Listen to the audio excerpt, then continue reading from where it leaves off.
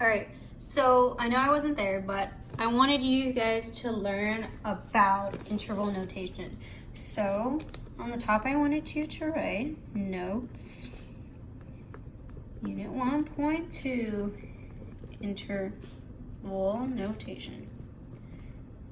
So interval notation is going to be a way we are writing some of our inequalities. We're going to be writing it the way we see our graph. Interval notation is just a notation we use in mathematics. So first thing I want to talk about is the notation itself. We're going to either have a set of parentheses or we can have a set of brackets. They can mix and match. I'm always going to have my lowest number on the left side, and I'm always going to have the highest, the biggest number on the right side. Same thing if we were to have brackets, even if they are mixed and matched.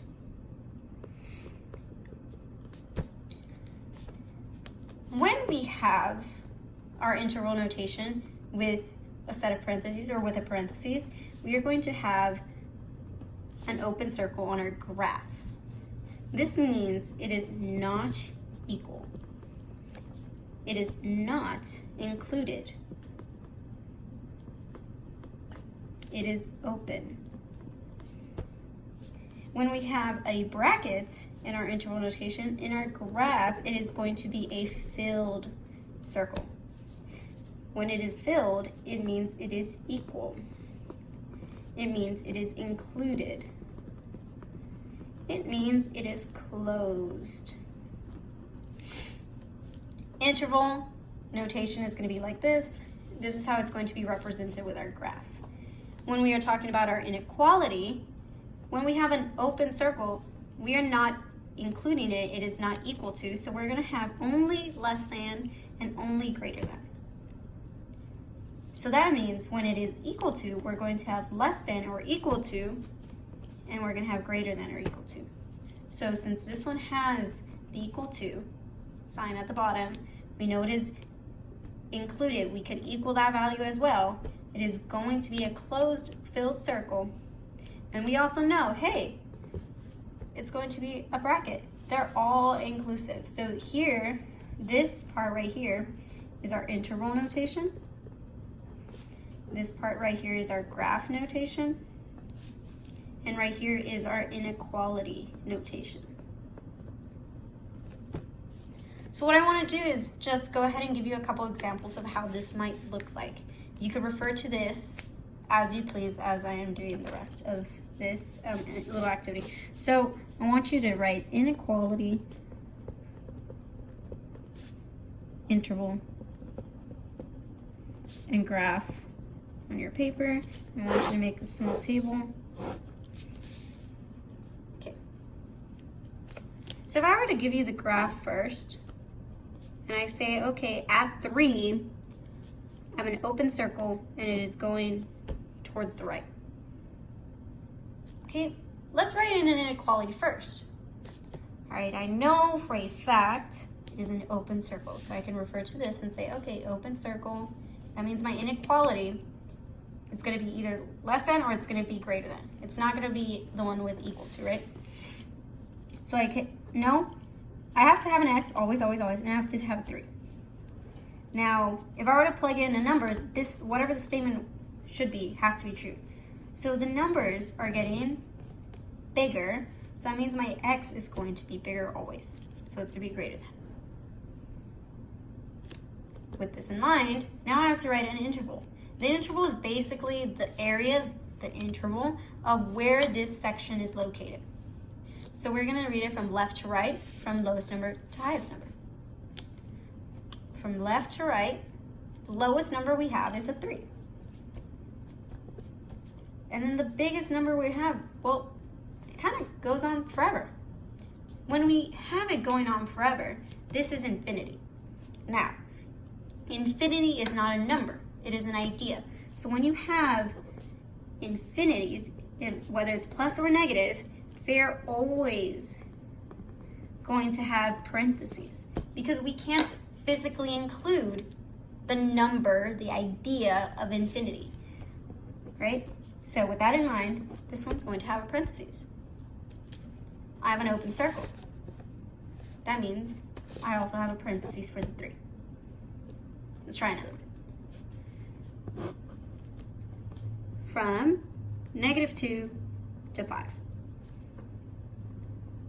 I have a closed circle going to 5 to an open circle.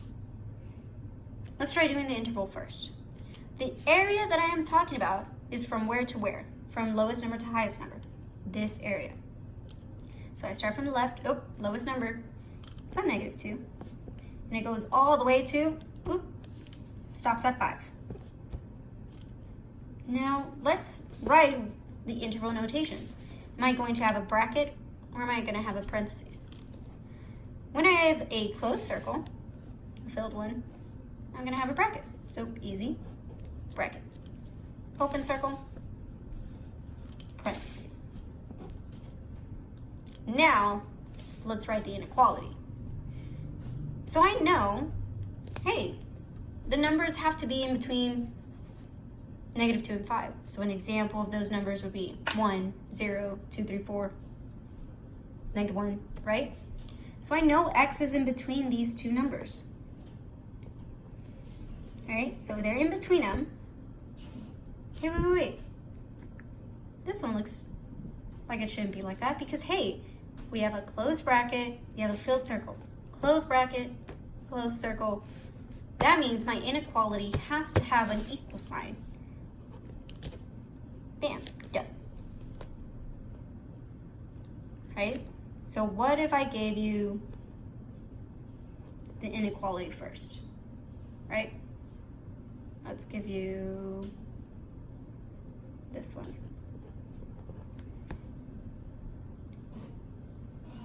All right, so it's saying what? If you don't know, plug in a number. 0. Is 0 less than 1? No. What about -2? Yeah, -2 is less than 1. -4, -1,000. So I know the numbers are going down. So when I'm drawing my number line and I'm at -1, my numbers are going down towards the negatives. So I know it's going this way. Right? Hey, inequality has an equal sign. That means it's a closed circle. So at -1, I'm going to have a closed circle. Now, let's draw the interval. Write the interval. So, reading it from the left, that's weird, an arrow. Arrows always mean infinity. So if you want to write that somewhere, arrows equal infinities, right? So if I started on the left, I have infinity. But these numbers are negatives. So my infinity is also negative. And from -infinity, I stop at the highest number, which is -1, which is inclusive. That means it's a bracket. Infinities always have parentheses. Always, always, always. All right, let's do another one. What if I just gave you the interval?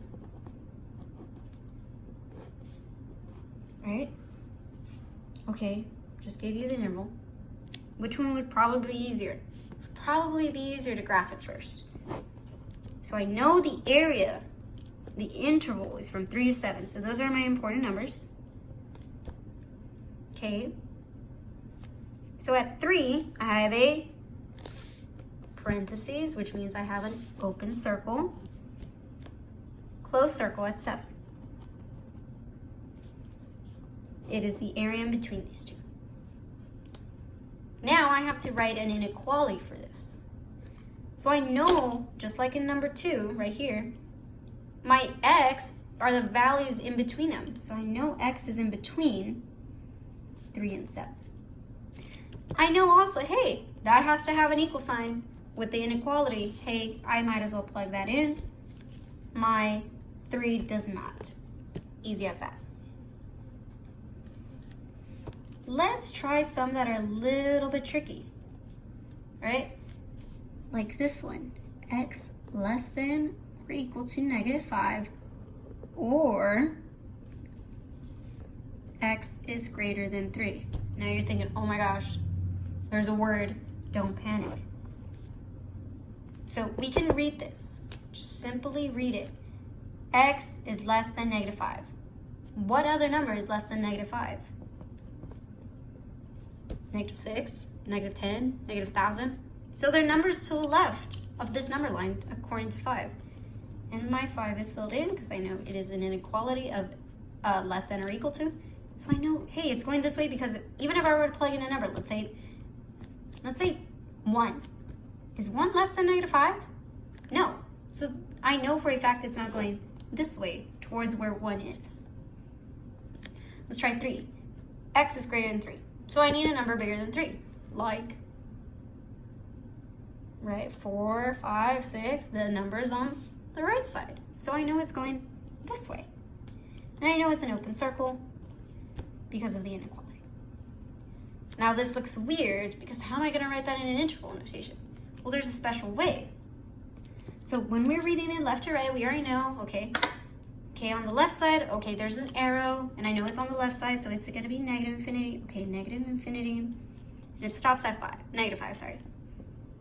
Okay, I know this has a bracket because it's closed, and I know this has a parentheses because it's an infinity. And then I'm like, oh wait, but I'm not done because like I didn't include that 3 part. So what do I do? Well, there's a special symbol for the word and in math. It is a union. Just like how we unionize together stuff, this union is going to andify, I don't think that's a word, these 2 little parts of our graphs, these 2 intervals, right? So now I could continue. Oh, okay. So I say from negative infinity to -5, and then and from 3 on. So from 3 to infinity. And I know they're both open parentheses. I'm gonna let you guys try this one on your own. I know it's gonna be a little bit different, but I'm gonna give you just this. I hope you guys pause it so you guys can try it. So go ahead and pause it so you can try it on your own. Okay, hopefully you paused it. Now, easiest thing for this is probably to graph it first. So my 2 numbers that are important are 2 and 4. I know if I have an or, usually they're going opposite ways, right?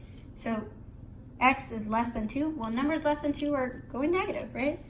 So I know it's from here going negative. X is greater than or equal to 4. Okay, well, equal to 4, greater or equal to 4, so I know it's going to be an open circle. And there have to be bigger numbers. So a bigger number than 4 is 5, 6, a million, 10,000, right? So it's going this way. When we have that gap, we know what? We have an or, we have a gap, we have a union. So we're going from left to right, negative infinity, stops at 2, open or close circle, open, so that means it's going to be a parentheses. Union, because we're not done. Started for 4, all the way to infinity. My 4 is a bracket, parentheses, right? Okay, so now that we have that done, I want to go over something else. I want to go over domain and range.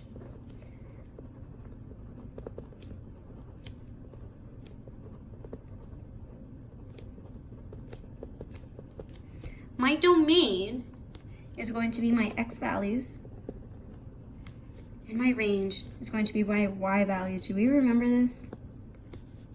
Yes. Okay. My domain, the way I read domain is always going to be from left to right.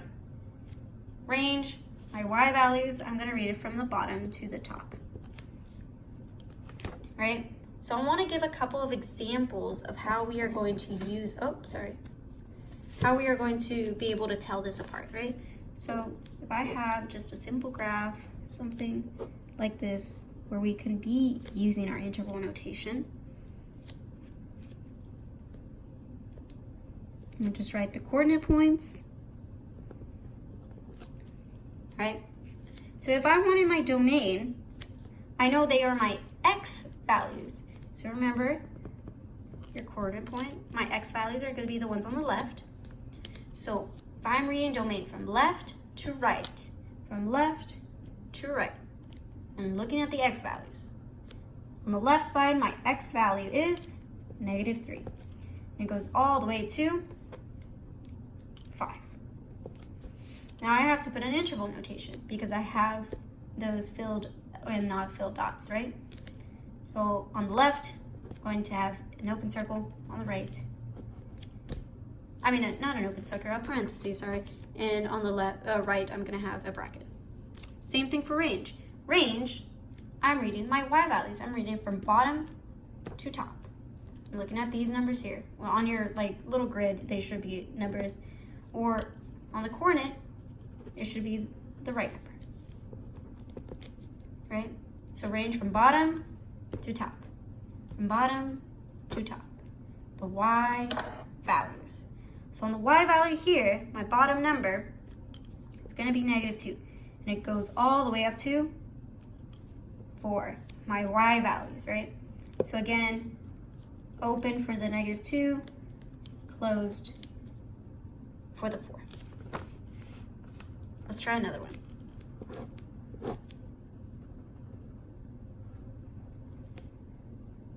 That's an open circle, sorry.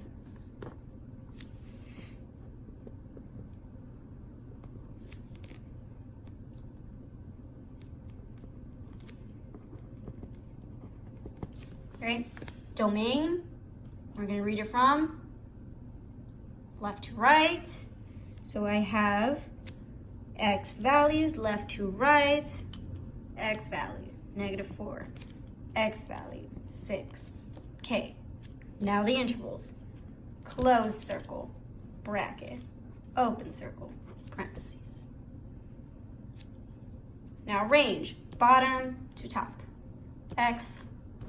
y values, bottom to top, y values, right? My bottom number is at -2. And I grow all the way up to the top at 5. I have an open circle, so parentheses, bracket, because of a closed circle. This should be all the notes.